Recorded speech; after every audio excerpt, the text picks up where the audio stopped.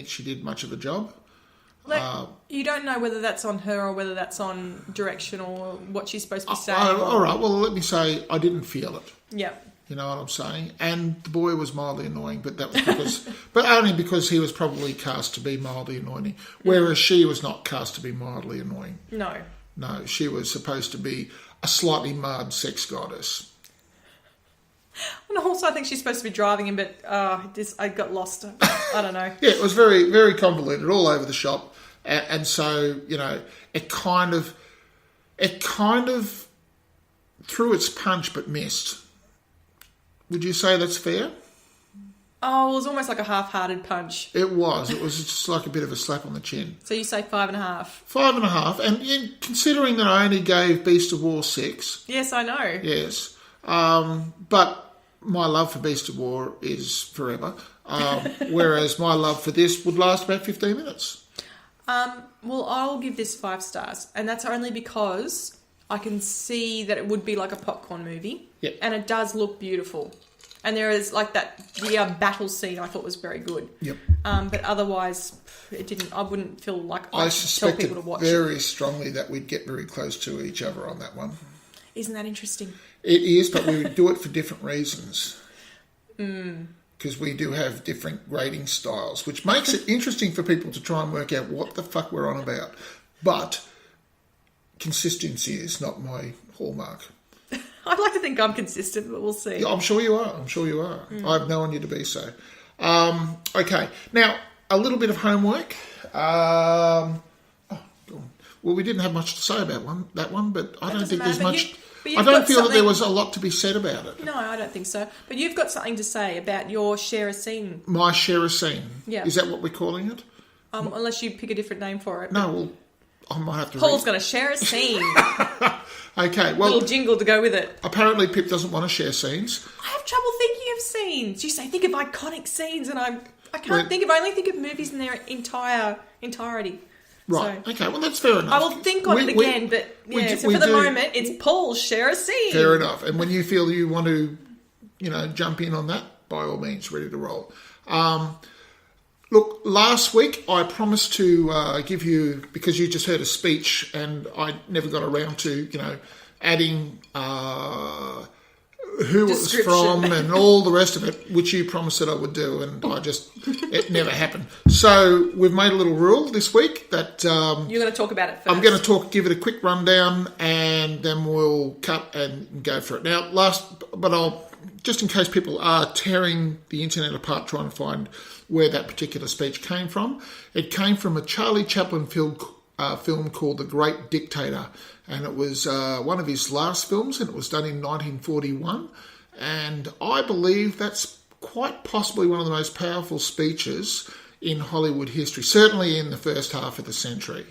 Very, very powerful, absolutely bang on for today, very, very relevant right up to this day, and I'm sure if you have a look at it and look past the fact that they're saying things like, the world's got smaller because of aeroplanes. I mean, you can just take the aeroplanes out and put in internet and, it completely holds up, as a speech. The very first time I heard that was like several years ago, and I found it very powerful. So, and I just wanted to share it with people, and they can draw their own conclusions on it.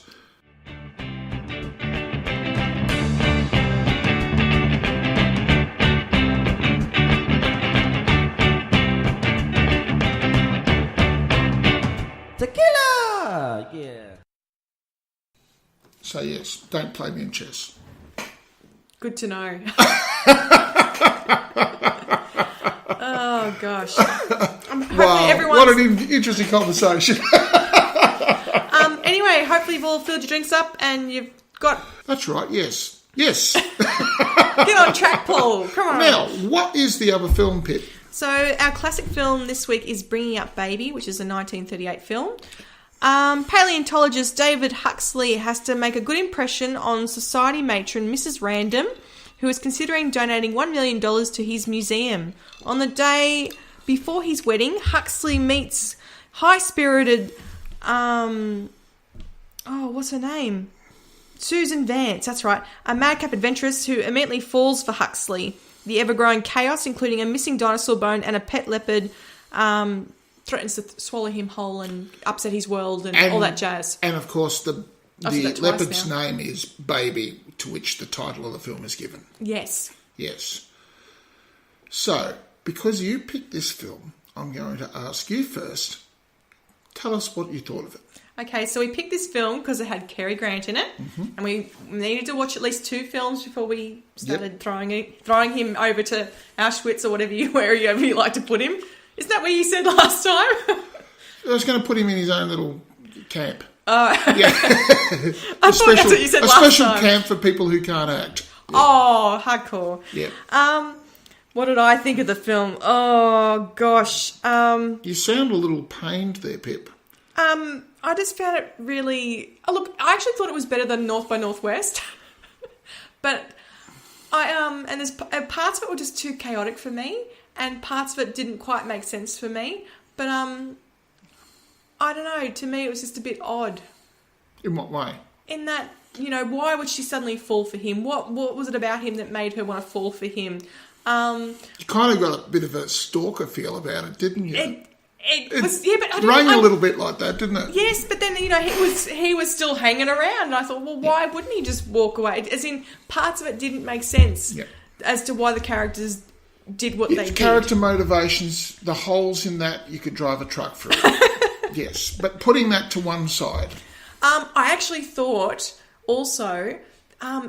I had to look this up because I went, wow, some of the things they're doing to the animals in this movie were absolutely terrible. Like when the truck crashes and there's ducks and chickens, and you can actually see them collapsing in cages. Yes, and they crates did not put collapsing it on out them. at the end that no And the leopards animals, pulling them. No animals were hurt at the end of this movie. That was not up there. That didn't actually occur. The animal rights in films movement didn't occur until 1939, the year after this came out. So, but you just went, wow, they used to treat animals like that. Oh my gosh, it's terrible. They in those days, they used to treat people like that too. Yes, I guess so. But I know, it just made me go, oh my gosh, how many ducks and chickens died in that scene, do you think? Oh my gosh. So there was parts of the film that just made me go, oh. I felt nothing. I mean, Katharine Hepburn's a great actress, but she is. I felt like she didn't have Do you think that was one of her better films? No, I reckon she could have... Was it one of her better roles, perhaps? Oh, look, I think to me, she gave the vibe of enjoying the role because it's funny, it's interesting. She gets to act a bit mad. Yep. But I thought because there was so little for her character's drive, as in to base it on, it was probably really difficult. It was probably an uphill slog. And now this is going to be the clincher. What did you think of Shit Lips' performance? Oh, I was a bit, wasn't impressed either. Yeah. It was just a bit of a, not as bad as he could have been, but... Right. And why did you enjoy this film more than, say, for example, because North Katharine by Hepburn Northwest? was in it. Because she's an excellent actress. Yes. Yes. So there was parts of it that made you go, oh, that was actually quite amusing. But Yes. they were very far and That's between. funny.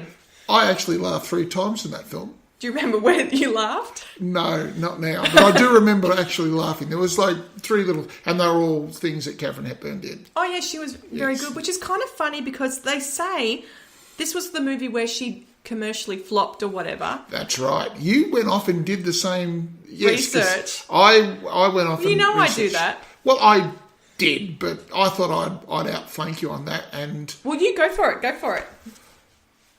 no. I want to hear your. I want to hear your complete take on it first before I start. On what I was just saying, or on the movie itself. Well, is there anything else that you'd like to add to that? There was one little aspect that annoyed me. Which is that? You know the scene where he's there in her flowery nightgown, and she's trying to explain to her aunt who he is, and her aunt's talking about how many crazy people there are. And I'm thinking, oh, that family obviously must be a bit weird.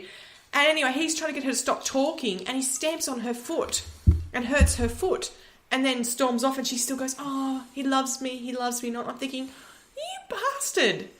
It made me think, oh gosh, I hate your character. Why is that even happening? So I actually hated him more. Because it's 1938 and he's a white male. But it shat me.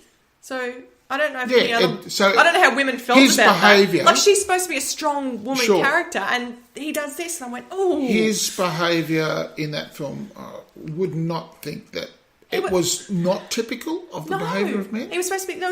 I meant as in, he's supposed to be this paleontologist that gets walked over by his fiancée, Miss Swan, and people walk over him, and... Yes, And then an asexual freak, if ever there was one. That's what I mean. And then, he goes and does these sorts of things. So to me, he wasn't...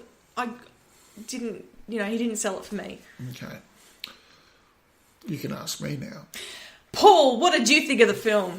Well, before I go into what I thought about it, I, like yourself, went off. Because, you see, when I came into this film, I really wanted to hate it. I did. Because I wanted to be able to slam him to the wall. Because he hurt me in North by Northwest. It was one of the worst performances that I've ever seen. And I was just genuinely offended by the film in general. And the only upshot of it was discovering a film actress who I wasn't aware of, who was both a beautiful woman and was a terrific actress. So I came to that and went into this film. You're looking for I can't remember what her name is. The blonde girl. No, you're frantically searching for your I'm not notes there. frantically searching. I'm just going through. Eva Marie Saint. That's her, yes. Lovely girl, See, terrific. That's why it's awesome having a book in front of you with everything written down. I know. Yeah. You're feeling justified in your My scribbles? your conceit? Yes. Yes, I am. I will bask in it now, thank you. You see, when I put the name together for this, my tongue was firmly in my cheek. So, yes, I went away and I thought, okay, first of all, let's go to Wikipedia. So I went to Wikipedia and I'm sorry to... Whoa, I'm going to stop you there. Yep. Is this before or after you watched the film? After the first 20 minutes of it.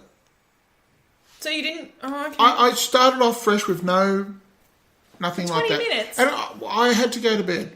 Okay. It was late. And I started it and with no intention of actually finishing it. But I just wanted to get a little bit of a feel for it at the start. So I watched the first 20 minutes of it with Jolly and then we had to turn it off and go away.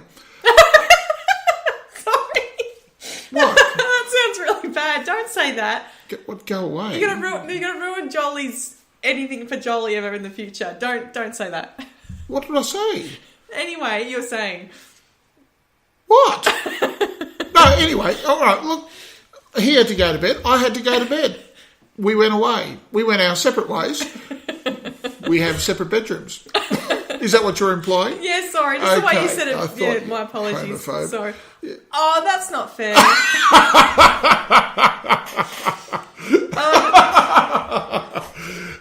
What? You're glaring at me now. No. No? No, I'm just trying not to say anything. All right, okay.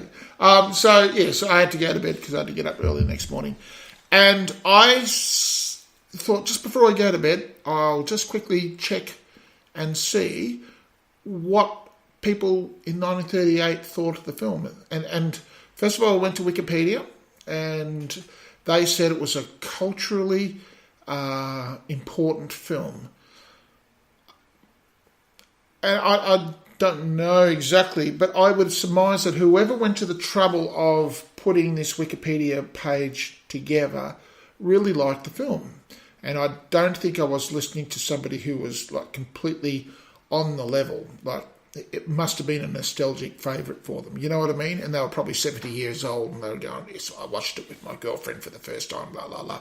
And so, they're seeing it through rose-coloured glasses. And I just kept that to the side and thought, okay. And Tomato gave it, I think they were like 75% or something like that. It was a very high score. But like you said, Katharine Hepburn got the blame for the film. The film itself was quite a flop, and she got the blame for it. That she got the blame. Well, it's 1938, and you certainly don't blame the men. I you thought don't. she was the You don't- strongest role in no, that. You do not blame the men.